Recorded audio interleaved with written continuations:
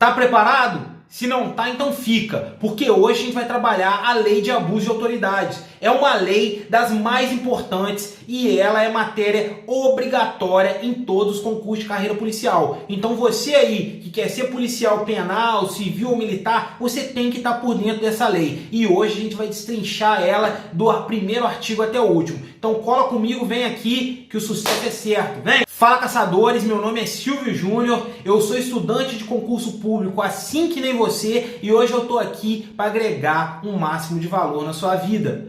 Cara, hoje a gente vai pegar e vai falar sobre a lei de execução... sobre a lei de execução penal, tá viajando, tá achando que tá na outra aula ainda. A gente vai falar sobre a lei de abuso de autoridade. É aquela lei que todo mundo devia saber, para você saber o que a polícia pode, o que não pode. A polícia não, as autoridades em geral, porque a gente pensa muito nessa lei de abuso de autoridade como ela sendo uma lei só para o policial e tal, mas não, ela abrange os funcionários públicos em geral. Então, você tem que ficar por dentro, é muito detalhezinho, é muito detalhe mesmo, mas graças a mim, você vai ficar por dentro de tudo. Então cola que é só sucesso, vamos começar a parar de falação e vem comigo. Vamos lá, gente. Tirar aqui embaixo. Vamos dar início. Ó, artigo 1º. Esta lei define os crimes de abuso de autoridade cometidos por agentes públicos, servidor ou não, que no exercício de suas funções ou na pretensão de exercê-la, abuse do poder que lhe tenha sido atribuído. Então aqui, ó, você já fica sabendo, ó, que o cara pode ser servidor ou não, que já vai pegar e vai... Oh, meu Deus! Meu cachorrinho. Vou te mostrar. Ela vai pro pet, gente. Que ela tá igual um cão de rua, tadinha. Dá um beijinho aqui. Dá um beijinho no papo. Quer não? Vai pra caminha. Que ela fica aqui que tem uma mesa. E ela fica na mesa aqui do lado. Vamos dar prosseguimento. Fica aqui, ursinha. Vamos dar prosseguimento. Então, a pessoa pode ser servidor ou não. O que quer dizer com isso? Que é os agentes honoríficos. Quem que são esses? Ó, é o pessoal que lá que tá servindo de jurado. É o pessoal que tá na eleição sendo mesário. Para fins penais, eles são considerados. Então, eles podem sim cometer crime de abuso de autoridade, beleza? Só para fim penal, que ele é considerado, só para se ferrar. Então, é isso que fala aqui, quando fala servidor ou não, que no exercício de suas funções ou pretexto de exercê-la, entendeu? Vamos lá. As condutas descritas nessa lei constituem crime de abuso de autoridade quando praticadas pelo agente com a finalidade específica de prejudicar outrem ou beneficiar a si mesmo ou a terceiro, ou ainda por mero capricho ou satisfação pessoal. Então, ó, você tem que se ligar. Ó.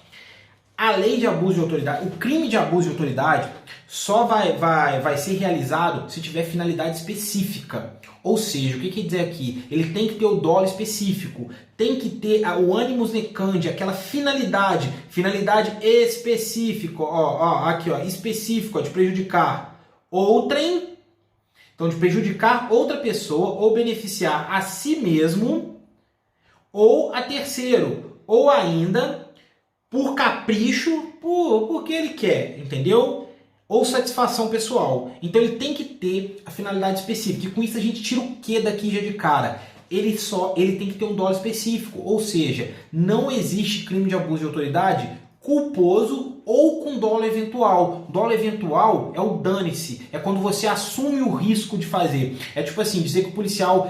ele teve uma atitude truculenta que ele assumiu o risco de fazer. Que ele pensou assim, não é a minha intenção, mas se acabar sendo truculento, foi. Não vai ser abuso de autoridade. Só vai ser quando ele tiver a intenção, o dolo específico, a vontade ali. Beleza? Estou dando um exemplo do policial, mas igual eu falei, é para todos os funcionários públicos. Mas fica mais fácil quando a gente coloca assim, como policial, as coisas, porque fica, pra gente assimilar fica melhor. Então ele tem que ter o específico. Não cabe dolo eventual e nem culpa. Culpa é o quê? Agir com imperícia, negligência... não vai caber, entendeu? Ou imprudência, não vai caber. Vamos lá.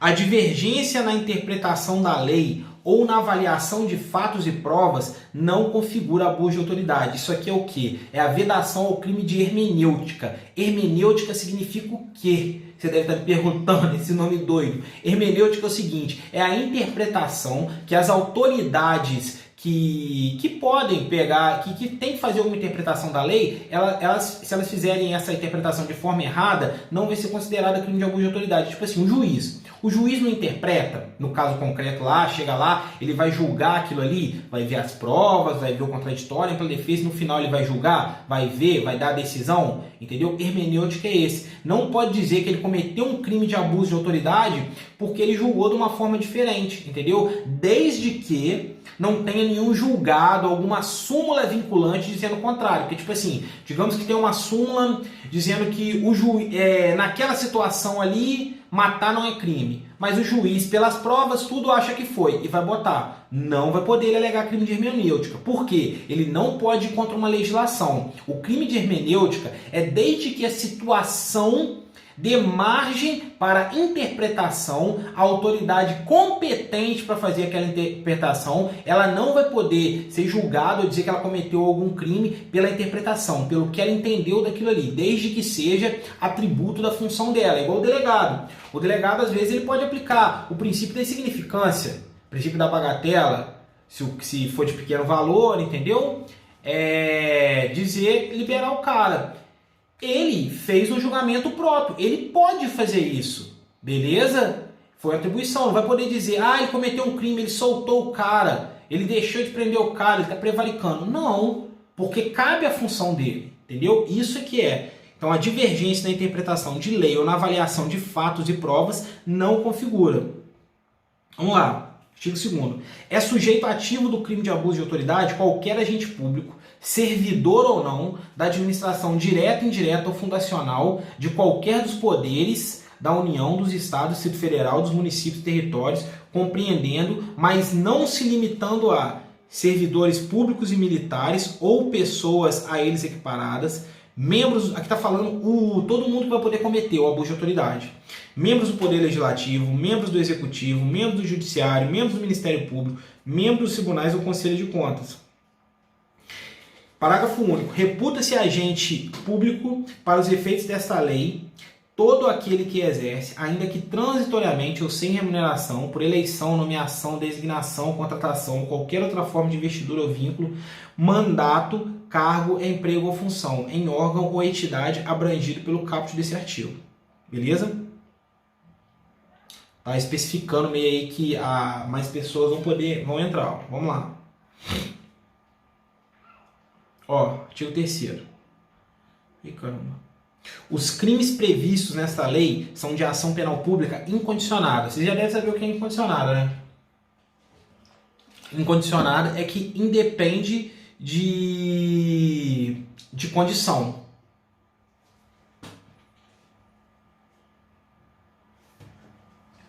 Do mesmo jeito que o condicionado é que depende de alguma condição. Vou explicar, por exemplo, para vocês. Crime incondicionado é, por exemplo, o roubo. Independente do cara pegar e da pessoa que for roubada, ela querer denunciar ou querer que a pessoa seja presa ou que corra o processo, vai ser de qualquer jeito. Agora, tem alguns crimes que são crimes, mas eles são condicionados. Precisa que a vítima dê anuência para que seja, precisa que ela queira para dar prosseguimento à ação ali, entendeu? Que é, por exemplo, um crime contra a honra, beleza? Uma injúria, desde que não seja racial, uma injúria, uma calúnia, uma difamação, são crimes, mas precisa que a pessoa queira, entendeu? Que para dar prosseguimento, isso é condicionado. Vamos lá. Será admitida ação privada se a ação pública não for intentada no prazo legal, cabendo ao Ministério Público aditar a queixa, repudiá-la e oferecer denúncia substitutiva, intervir em todos os termos do processo, fornecer elementos de prova, interpor recurso e a todo tempo, no caso de negligência do querelante, retomar a ação como parte principal. Isso aqui é o quê? O Ministério Público ele tem o prazo para oferecer a denúncia ou a queixa, entendeu? denúncia quando for crime incondicionado, queixa quando for crime condicionado, entendeu? O que acontece? Ele tem um prazo, esse prazo é de 5 dias se o acusado estiver preso ou de 15 dias se ele estiver solto. Findado esses 15 dias, ele não pegou e não ofereceu, a parte prejudicada, a vítima, ela pode entrar com uma ação penal. E aí vai chamar ação penal privada, porque é uma pessoa que está entrando com aquela ali, não algum representante da justiça, subsidiária da pública, porque ela vai ser a mesma coisa como se ela fosse uma ação pública. Ela vai ter a mesma força da pública, ou seja, na privada normal, a pessoa pode desistir da ação. Eu não quero mais processar, acabou ali, suspende o processo. Na privada subsidiária da pública, não. Se eu desistir, o Ministério Público toma as rédeas dela de novo. A pessoa pode oferecer essa ação, mas mesmo assim, o Ministério Público, ele pegar e olhar e falar assim, não, eu não quero a ação dela, não. Ir lá e resolver oferecer. Entendeu? Não é porque a pessoa ofereceu que ela passa a mandar em tudo, não. O Ministério Público ainda pode pegar, ele só não fica de frente. Vai ser o advogado da pessoa que vai pegar e vai ficar na frente ali da ação. Mas o Ministério Público está sempre auxiliando. Se ele quiser editar a queixa, mudar alguma coisa, ele pode fazer. Oferecer denúncia contra mais pessoas, entendeu? Ele continua sendo fiscal da lei. Ele só não vai estar de frente totalmente. E caso a pessoa desista, ele volta. Mas é só para vocês entenderem mais ou menos o que é essa. Então vai poder. Se não ofereceu lá no prazo certo do Ministério Público, vai entrar com essa aí. Ó, isso tem que prestar muita atenção. Ó. Isso que eu estou falando são efeitos da condenação. O que acontece quando o cara foi condenado por crime de... Tô viajando, tava aqui em cima primeiro, né? Vamos lá, aqui ó. A ação privada subsidiária será exercida no prazo de 6 meses, contanto da data em que se esgotar o prazo para oferecimento da denúncia. Então aqui é o seguinte, ó, acabou esse prazo lá, os 15 dias solto, 5 dias preso, aí que vai contar de 6 meses, a pessoa lá, a vítima, tem 6 meses desse prazo para ela pegar e oferecer, entendeu? Agora, ó, dos efeitos da condenação e das penas restritivas de direito. São efeitos da condenação, ó. Efeitos da condenação. O cara foi condenado, o que vai gerar isso aí? Presta atenção, porque isso aqui não é a pena em si que ele vai sofrer. Ele já foi condenado. Aí são os efeitos que ela gera. Isso aqui pega nego direto, ó. Vamos lá, ó. Tornar certa a obrigação de indenizar o dano causado pelo crime, devendo o juiz, a requerimento do ofendido, fixar na sentença o valor mínimo para a reparação dos danos causados pela infração, considerando os prejuízos por ele sofrido. Então, esse aqui, condenou o cara, ele sempre vai ter que fazer. Esse em todos os casos. Ele vai ter que indenizar o dano causado pelo crime, entendeu? Por exemplo, nem que seja indenização moral, ele bateu em alguém, humilhou a pessoa, vai ter que fazer o dano lá, tudo direitinho, entendeu? Quebrou alguma coisa da pessoa, o carro da pessoa, alguma coisa, agindo em abuso de autoridade, ele vai ter que indenizar. Devendo o juiz, a requerimento do ofendido, fixar na sentença o valor mínimo. Então, o ofendido tem que requerer na sentença. O juiz não faz de forma automática, botar o valor mínimo lá, ó. Aí vamos lá, essa vai ser em todos os casos. Cometeu o crime de abuso de autoridade, isso aí é certo que vai acontecer com o cara. Agora, essas duas próximas que eu vou falar, esses dois efeitos da condenação, não são certos de acontecer. É só se a pessoa for reincidente específica em crime de abuso de autoridade, entendeu? Tem que ser incidente em outro crime, ó. Inabilitação para o exercício do cargo, mandato ou função pelo prazo de 1 a 5 anos. Perda do cargo, mandato ou função pública. Aí aqui, ó, parágrafo único. Os efeitos previstos no 2 e no 3, que é esses aqui de cima, deste artigo, são condicionados à ocorrência de reincidência em crime de abuso de autoridade e não são automáticos. Ou seja, não quer dizer que só porque o cara é reincidente que já vai ter isso não, entendeu? Devendo ser declarados motivadamente na sentença. E tem que ter motivação. Agora a gente vai falar das penas restritivas de direitos. Ali é o efeito da condenação. Aqui é pena restritiva de direito, presta atenção. Prestar serviço à comunidade ou a entidades públicas, suspensão do exercício do cargo, da função ou do mandato pelo prazo de 1 a 6 meses, com a perda dos vencimentos e das vantagens. As penas restritivas de direitos podem ser aplicadas autônoma ou cumulativamente. Cara, tem que prestar muita atenção aqui, porque isso aqui é peguinha de prova direto, olha só. Então, primeira coisa que tem que saber, as penas restritivas de direito, elas podem ser aplicadas uma só ou pode juntar as duas ali. Pode falar que o cara vai ficar suspenso do exercício do cargo por 1 a 6 meses e vai prestar serviço à comunidade, ou uma ou outra. Agora você tem que se ligar, porque vem falando aqui, ó. Será pena restritiva de direito a inabilitação para o exercício do cargo, mandato ou função pública pelo prazo de 1 a 5 anos? Falso. Isso é efeito da condenação. Ou falar assim, será um efeito da condenação a suspensão do exercício do cargo, da função do mandato pelo prazo de 1 a 6 meses, com perda de vencimento? Falso. Isso é pena restritiva de direito. Então faz o seguinte, ó, grava. Pena restritiva de direito, suspensão do cargo lá, do exercício da função, suspensão de 1 a 6 meses. 1 a 6 meses. Prestar serviço à comunidade. Prestar serviço à comunidade é mais fácil. Essa de 1 a 6 meses é que pega, grava, isso é pena restritiva de direito. O que não foi isso vai ser efeitos da condenação, porque sempre vem trocando esse aqui, a inabilitação do exercício do cargo pelo período de 1 a 5 anos, falando que ele é pena restritiva de direito, ou falando que esse prazo aqui, ó, o prazo de 1 a 6 meses aqui da suspensão do exercício do cargo, em cima é inabilitação, aqui é suspensão, vem trocando, entendeu? Então fica muito atento a isso. Cria questão sobre isso, senão você vai esquecer, faz na flashcard igual eu falei, anota no seu resumo, cria questão, porque só assim você vai conseguir saber essa diferenciação clara. Tô dando aqui, ó, a faca, o queijo, botando na sua boquinha. Pelo amor de Deus, gente. Nem cursinho faz isso aí, não. Ó. Isso aí que eu tô passando para vocês, ó, é aprofundamento, ó, de curso que eu fiz aí, vendo doutrinador, mentoria.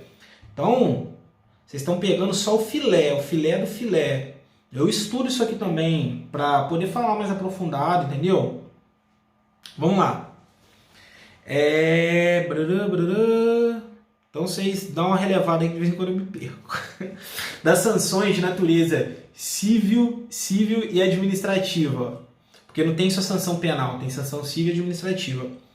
As penas previstas nesta lei serão aplicadas independentemente das sanções de natureza civil e administrativa cabíveis. Então está falando o quê? Não vai gerar bis in idem o cara responder criminalmente por isso aqui e ainda responder civilmente, ter que pagar uma indenização e administrativamente. Em questão lá administrativa, do cargo, tomar alguma advertência, alguma coisa, entendeu? Porque elas são separadas entre elas, mas tem alguns detalhes. As notícias de crimes previstos nesta lei que descrevem falta funcional serão informadas à autoridade competente com vistas à apuração, entendeu? Então, pô, ficou sabendo aqui, né, que teve o crime, vai avisar a autoridade administrativa para ela investigar.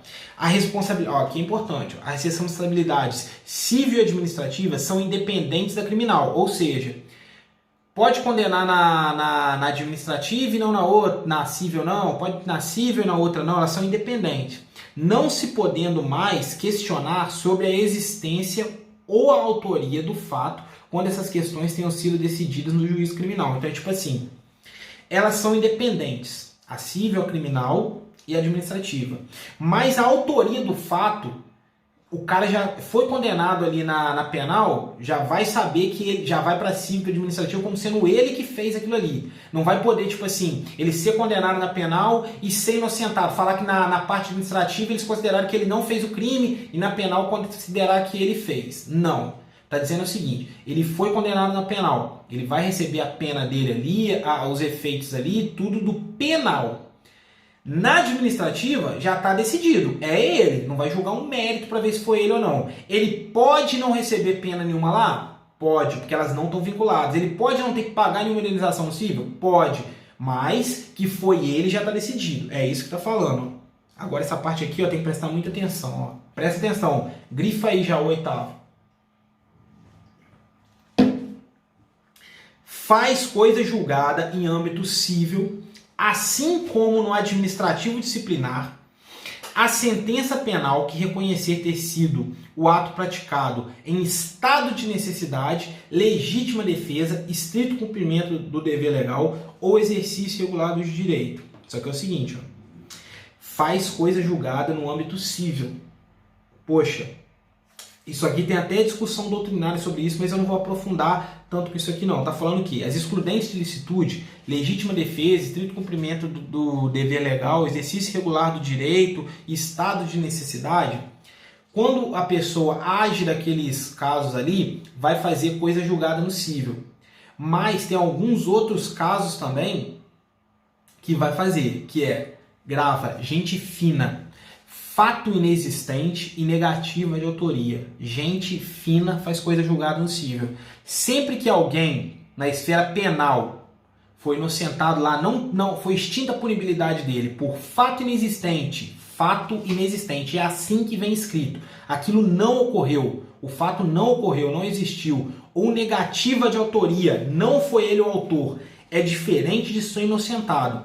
Se fala assim, o fulano foi inocentado porque não teve provas contra ele, ele vai poder ser condenado na área civil ainda, beleza? Agora, negativa de autoria é diferente. Apesar de parecer que é similar, é diferente. Ali provou que ele não é o autor. Ser inocentado por falta de provas não quer dizer que o cara não foi autor. Simplesmente está dizendo que não teve prova suficiente para condenar. Porque no âmbito penal é o seguinte, ó, na dúvida entre a pessoa ser culpada ou ser inocente, prevalece que ela fique em liberdade.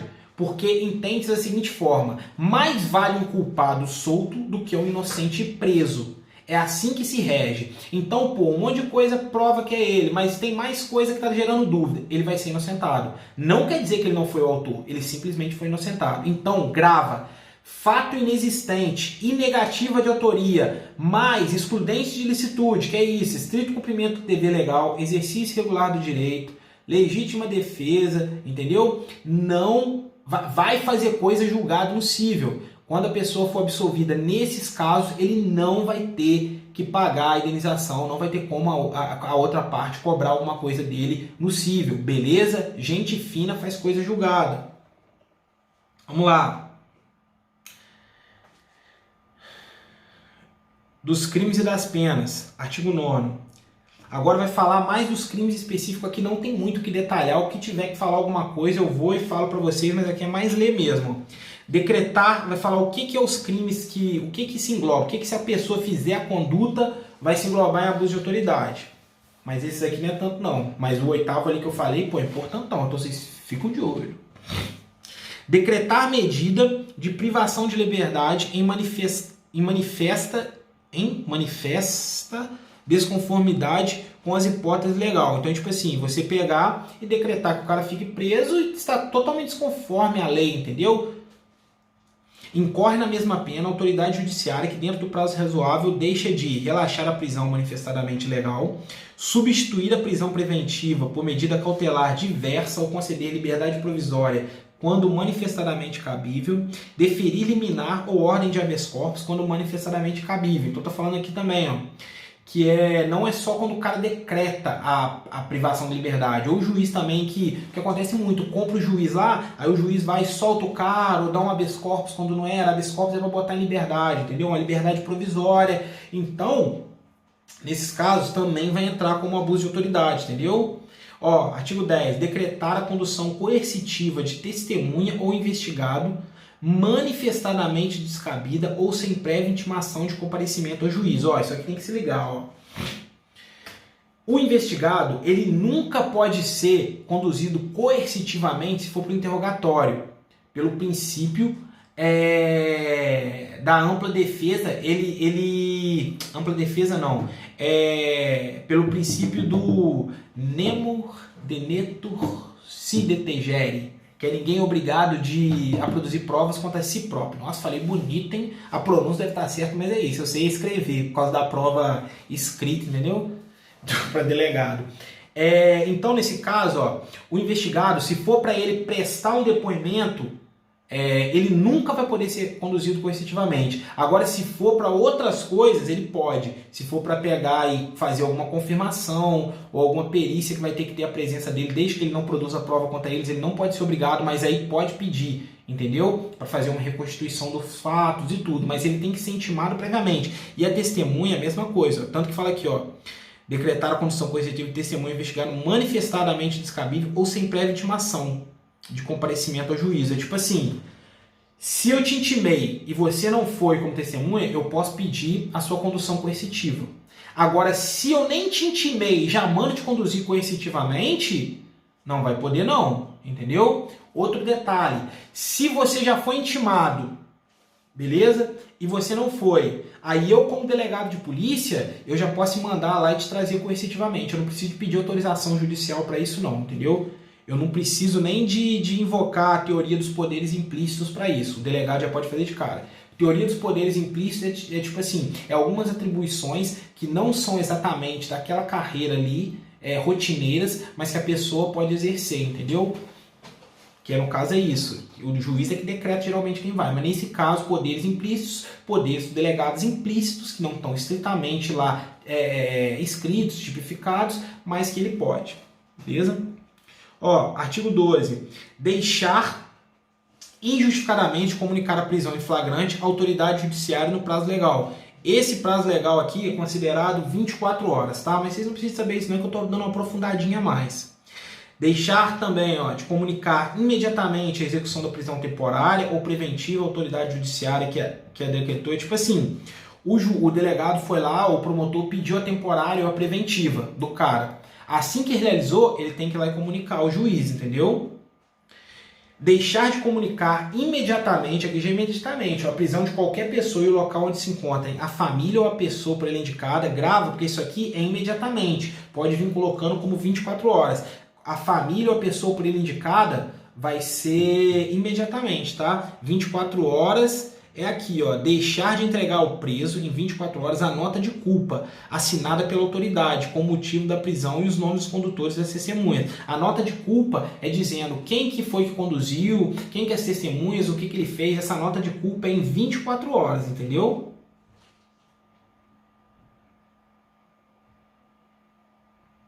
Vamos lá, ó.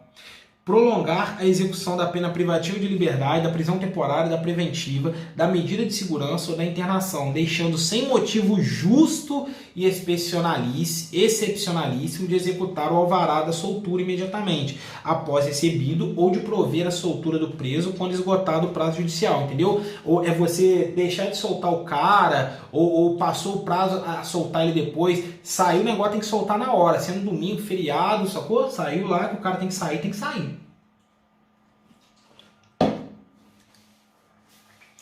Vamos lá, artigo 13, ó. Constranger o preso ou detento mediante violência ou grave ameaça ou redução de sua capacidade de resistência, a exibir-se ou ter seu corpo ou parte dele exibido à curiosidade pública. Isso aí é igual a gente vê muito os policiais fazendo vídeo, dando entrevista, fazendo o cara mostrar um monte de coisa. Isso é crime de abuso de autoridade, tá? Submeter-se à situação vejatória ou constrangimento não autorizado em lei. Esses vídeos muito que viralizam do WhatsApp, que bota os criminosos para fazer e cantar, igual tem do MC Pose lá, que faz ele cantar alguma música, entendeu? Ou, por exemplo, falar, a polícia daqui é foda, fazer eles falar essas coisas, isso aí também é crime de abuso de autoridade. Produzir prova contra si mesmo ou contra terceiro, por exemplo, obrigar ele a ligar para alguém, para denunciar, ou atender o telefone no Viva Voz, entendeu? Obrigar o detido ali a fazer isso também é. Constranger a depor sobre ameaça de prisão, pessoa que em razão de função, ministério, ofício ou profissão deva guardar segredo. Isso aqui é que você obrigar, fala assim, ó, se você não pegar e não for depor, eu vou te prender. Quem são essas pessoas de ofício, que tem razão da função, ministério, ofício ou profissão? Jornalista, médico, por exemplo, psiquiatra, o padre, entendeu? Essas pessoas, o advogado, eles só podem depor se eles forem autorizados pela outra parte. Por exemplo, o padre, eu confessei para ele, eu autorizei, ele pode depor. E se ele quiser, ele não é obrigado também não.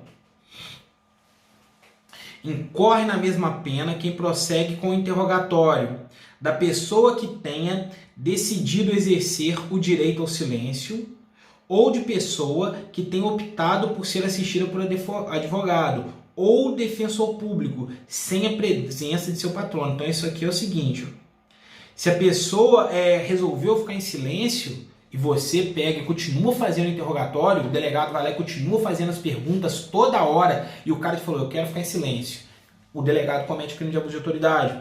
o cara falou assim, eu quero meu advogado, e o delegado continua fazendo as perguntas, comete crime de abuso de autoridade. Para começar o interrogatório, não precisa do advogado estar presente. O delegado, a autoridade policial, ele pode começar o interrogatório sem a presença do advogado presente. Porém, se o indiciado ali, o suspeito, ele invoca o direito dele de ter a defesa, de querer o advogado, nesse momento o delegado não pode continuar fazendo pergunta, beleza? Ó, 16, ó. Deixar de identificar-se ou identificar-se falsamente ao preso por ocasião de sua captura ou quando deva fazê-lo durante a sua detenção ou prisão. Então é você pegar e falar um outro nome pro preso, não pode. Eu sou policial, eu te prendi, eu tenho que falar meu nome para você na captura, entendeu? Não posso fingir ser outra pessoa, ou também não posso fingir ser autoridade. Por exemplo, um policial militar vai lá e prende alguém e ele falando que ele é policial civil, que ele é um policial civil apaisando, não sei o quê. Ele é autoridade? Ele pode prender? Pode. Mas no momento que ele se autodenominou outra autoridade, ele cometeu esse crime de abuso de autoridade. Entendeu? É isso. Incorre na mesma pena quem, como responsável por interrogatório em sede de procedimento investigatório de infração penal, deixa de identificar-se ao preso ou atribui a si mesmo falsa identidade, cargo ou função. É a mesma coisa, só que aqui é no interrogatório, entendeu? Na hora que você está interrogando o cara lá, você fica mentindo. Artigo 18. Submeter o preso a interrogatório policial durante o período de repouso noturno, salvo se capturar em flagrante delito ou se ele devidamente assistido consentir em prestar declaração. Então, se prender o preso de noite, alguma coisa, prender o preso e aí quer interrogar ele de noite, fazendo as diligências e tudo, entendeu? Só que aí vai poder só se ele autorizar e ele tiver com o advogado. Ou, entendeu? Salvo se capturar em flagrante delito. Prendeu em flagrante, então em caso de flagrante delito é exceção. Ó. Nesse caso aqui, ó, ele vai poder pegar e aí vai poder ser feito noturno, tá? Aí vai perguntar assim, ó, durante o período noturno. Qual que é o período noturno? Tem várias discussões. Tem gente que diz que de 6 a 6, tem gente que diz que é quando o sol nasce, quando o sol se põe. Só que a que eu acho que é mais plausível e que está valendo mais agora é a legal. Porque nessa lei de abuso de autoridade, daqui a pouco você vai ver que o mandato de prisão, ele tem um horário para ele poder ser cumprido. Entendeu? Ele pode ser cumprido das 9 da noite até das 21 horas até as 5 horas da manhã. Então, se na lei, para mim, tem várias discussões doutrinárias, é o que eu falei, tem corrente falando que acha que é de 6 a 6, tem outra corrente que fala que é o pôr do sol, e tem essa corrente que fala isso. Essa lei fala que o mandato pode ser cumprido de 9 da noite, 21 horas, até as 5 da manhã. Não, esse horário é o horário que não pode. Ele pode ser cumprido até as 9 da noite e depois das 5 da manhã. Ou seja, implicitamente está dizendo que repouso noturno é esse horário, entre as 21 horas e as 5 horas da manhã. Beleza? Outra dúvida, por exemplo, o cara começou a cumprir o mandato policial 5h30 da tarde, ficou de noite, alguma coisa, ele começou 8h30 da noite, deu 9 horas, ele ainda está na diligência, vai continuar na casa da pessoa. Você não tem que parar a diligência por isso, não. Você não pode adentrar depois desse horário.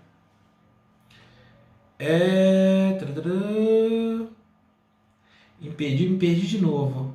Capturado, flagrante delito, devidamente assistido. 19, ó. Impedir ou retardar injustificadamente o envio de pleito de preso à autoridade judiciária competente para apreciação da legalidade de sua prisão ou das circunstâncias de sua custódia. É porque o preso ele pode pedir habeas corpus, ou ele reclamar com o juiz, entendeu? Habeas corpus é um remédio constitucional para garantir a liberdade. Ele não precisa de ser advogado para pegar e fazer, não. Qualquer pessoa pode. Igual o nego fala, pode ser feito até no papel de pão. Claro que o juiz não vai ler, mas o preso pode fazer. Então, o preso quer mandar, a autoridade fica atrapalhando, entendeu? Não quer enviar, atrasando, vai responder, ó. Incorre na mesma pena o magistrado que, ciente do impedimento ou da demora, deixa de tomar as providências tendentes a saná-la, ou, não sendo competente para decidir sobre a prisão, deixa de enviar o pedido à autoridade judiciária que seja. Então aqui já é meio autoexplicativo. É o juiz que fica enrolando, entendeu? Ou se ele não é competente também, ele não pode falar assim, não sou competente, foda-se. Não. Ele tem que pegar e mandar para a autoridade certa. Ele não pode ficar enrolando, não. O 20. Impedir sem justa causa a entrevista pessoal e reservada do preso com seu advogado, entendeu? Sem justa causa. Se tiver justa causa, vai poder. Incorre na mesma pena quem impede o preso, o réu solto ou investigado de entrevistar-se pessoal ou reservadamente com seu advogado ou defensor por prazo razoável antes da audiência judicial e de sentar-se ao seu lado e com ele comunicar-se durante a audiência, salvo no curso de interrogatório ou no caso de audiência realizada por videoconferência. Que aí também, pô, como é que vai querer que o cara fique sentado ao lado dele? Vamos lá. Manter presos de ambos os sexos na mesma cela no confinamento. Porra, meio lógico, né? Aqui pode fazer um peguinha. Cria uma questão aí que eu já vi questão assim, ó.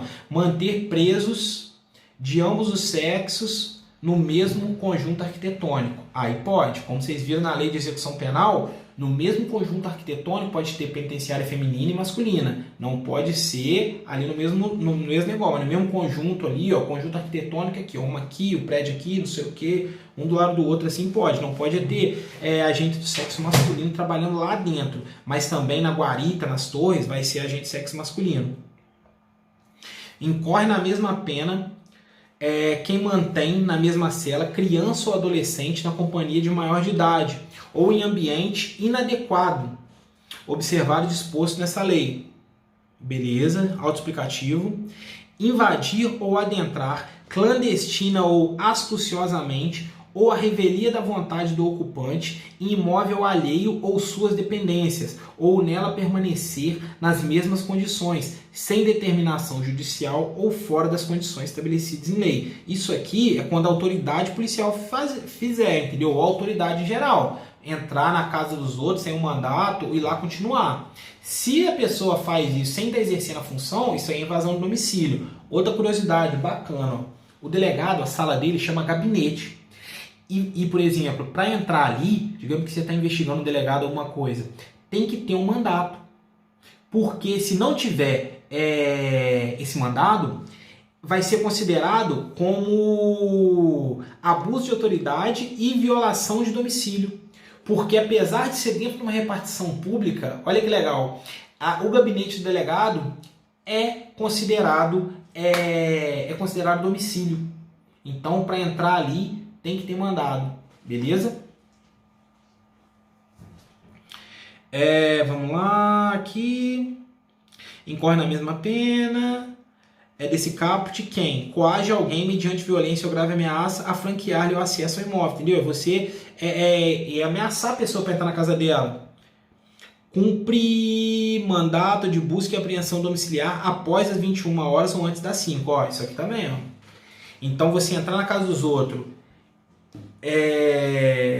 após as 21 horas e antes das 5, vai ser, o que eu te falei, então mudou o horário. A partir de que horas então pode pegar e entrar na casa dos outros? A partir das 5 da manhã e até as 9 da noite, beleza? Isso mudou.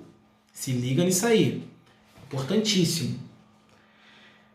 Não haverá crime se o ingresso for para prestar socorro ou quando houver fundados indícios que indiquem a necessidade do ingresso em razão de situação de flagrante delito ou desastre, entendeu? Isso aí é se for prestar ajuda, alguma coisa, ou em flagrante. Isso aqui tem que se ligar ao seguinte, ó. Um entendimento até que tem aí, ó. O policial, se ele recebeu uma denúncia anônima, tá subindo a rua lá, foi lá verificar. Chegou lá, o lugar já é conhecido como boca de fumo. O cara tá na porta da casa, ele sai correndo e entra para dentro da casa dele. O policial pode entrar ou não? Responde aí. Sabe não, né? Não pode. Olha que loucura. Você tá subindo uma rua que é conhecida pelo tráfico, o cara tá na porta de casa, teve uma denúncia que ele tá traficando, ele corre para dentro de casa. Se a polícia entrar ali, vai ser considerado prova ilícita. Então, por denúncia anônima, mesmo que a pessoa seja vara da polícia, não pode. Agora é diferente, a polícia viu ele traficando, ele correu, ele entrou para dentro de casa, ele já estava em flagrante delito antes, já é certo que ele estava traficando, aí a polícia pode entrar na casa dele. Se ela entrar da outra forma que eu falei, é prova ilegal, entendeu? Doideira, né? Porque a inviolabilidade de domicílio prevalece sobre o direito da investigação, lá, sobre só suspeita. Você tem que ter quase certeza. A polícia pode entrar se ela tiver indícios veementes de que ali está acontecendo. Mas nesse caso, esse caso em si próprio, nessa situação, porque já tem julgado disso, denúncia anônima, mas chegou na rua, o cara correu para dentro de casa, não vai ser. Mas, no geral, se a polícia tem certeza que ali está acontecendo um crime, ela pode adentrar, porque ela tem certeza que está ocorrendo um flagrante delito. É tipo assim, a polícia chega, está escutando uma barulhada, o cara, plá, vagabundo, um monte de coisa com a mulher assim, e a mulher gritando, socorro, socorro. Ela pode entrar. Entendeu? Para prestar socorro. Sabe que ali está cometendo um crime. Tá passando em frente do lugar, cheirão de droga, danado, entendeu? Pode entrar. Tá bom? Porque tem certeza. Tem que ter certeza. Vamos lá. Vamos lá. Aí me perdi de novo. Aqui, ó. Não haverá crime se o ingresso for para prestar socorro, quando necessidade de ingresso. Vamos lá, 23. Inovar artificiosamente no curso de diligência de investigação ou de processo o estado de lugar, de coisa ou de pessoa, com o fim de eximir-se de responsabilidade ou de responsabilizar criminalmente alguém ou agravar a responsabilidade, entendeu? Isso aí é igual no crime de tropa de elite, você lembra? Que eles pegavam, jogavam um corpo em outro lugar, aquela cena que bota o Matias lá para ficar fazendo a mancha criminal, não sei o que, aí nego joga um corpo num lugar, aí a polícia daquele lugar pega o corpo e joga no lugar que estava antes de novo, fica aquele empurra-empurra, é isso, entendeu? Incorre na mesma pena quem pratica conduta com o intuito de... Quem pega e faz essa conduta aí, de forjar lá o lugar e tudo, eximir-se de responsabilidade civil e administrativa por excesso praticado no curso da diligência, omitir dados ou informações ou divulgar dados ou informações incompletos para desviar o curso da investigação da diligência do processo. É meio autoexplicativo. 24. Constranger sobre violência ou grave ameaça funcionário ou empregado de instituição hospitalar, pública ou privada a admitir para tratamento pessoa cujo óbito já tenha ocorrido, com o fim de alterar o local do momento do crime, prejudicando a sua apuração. Tipo assim, chegou lá, o cara já está morto. Só que ele quer que o médico fale que ele morreu lá na cirurgia. Só que na verdade é só para dizer, entendeu? Que às vezes ele matou o cara antes com uma arma fria, alguma coisa, é só para tentar mascarar o objetivo de forjar. É isso aqui que está falando aqui, ó. Proceder à obtenção de prova em procedimento de investigação ou fiscalização por meio manifestadamente ilícito, meio óbvio, incorre na mesma pena quem faz uso de prova em desfavor do investigado ou fiscalizado, com prévio conhecimento de ilicitude. Você usar uma prova que você sabe que é ilícita contra o cara, entendeu? Só para pegar e ferrar ele. Galera, vou parar aqui no 25, porque essa lei, ela não é grande, mas ela vai render 2 aulas. Senão vai ficar uma aula muito extensa, já está com quase 40 minutos. Então eu quero pegar e terminar por aqui. Espero que vocês estejam gostando. Comenta aqui embaixo, aqui no final, aqui nos comentários, se vocês sabiam de todos esses detalhes, se estão gostando da aula. Estou trazendo o mais aprofundado possível para vocês. Espero que vocês estejam gostando. Espero que eu esteja conseguindo ajudar vocês de alguma forma. Muito obrigado por ter ficado até o final do vídeo. Curte, compartilha aí, manda para mais gente. Vamos divulgar o canal, vamos fazer chegar para ajudar outras pessoas, entendeu? Muito obrigado por tudo. Valeu, se inscreve, curte, compartilha. É isso aí, tamo junto. Valeu!